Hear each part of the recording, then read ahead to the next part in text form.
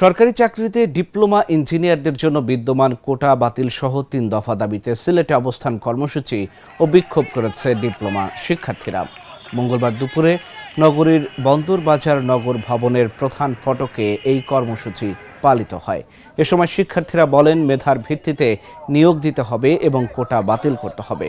কর্মসূচি থেকে নবম গ্রেডে ৩৩% কোটা বাতিল, দশম গ্রেডে 10% কোটা উন্মুক্ত করা এবং বিএসসি ছাড়া ইঞ্জিনিয়ার পদবি ব্যবহারকারীদের বিরুদ্ধে আইনানুগ ব্যবস্থা সহ ৩ দফা দাবি জানানো হয়।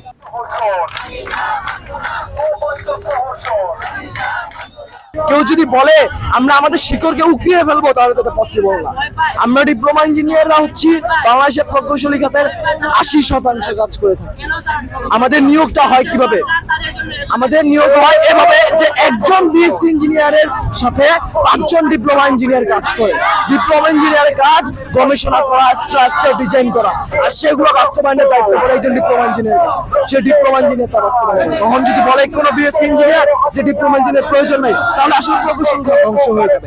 আমরা চাই না আমাদের দেশের প্রকৌশল খাত ধ্বংস, এই কারণে আমরা আমাদের 100% কোটা, কিন্তু আগে তো ওনারা কোটার সংখ্যাটা পরে বুঝবে কোটা কিনা। তারপর ওনারা বলতেছে 33% দশম গ্রেডের জন্য দেওয়া হয়েছে, এটা মেধার ভিত্তিতে নয়। ওনারা বিএসসি ইঞ্জিনিয়ার নবম গ্রেডে চাকরি, ওনারা কিন্তু দশম গ্রেডে আসবে।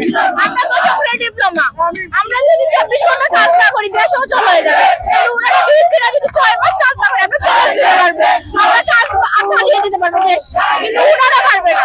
আমরা 95% কাজ আমরা করে দিই, ওনারা তো লেখাপড়া করে, কিন্তু আমরা প্র্যাকটিক্যালি কাজ করে দিয়েছে।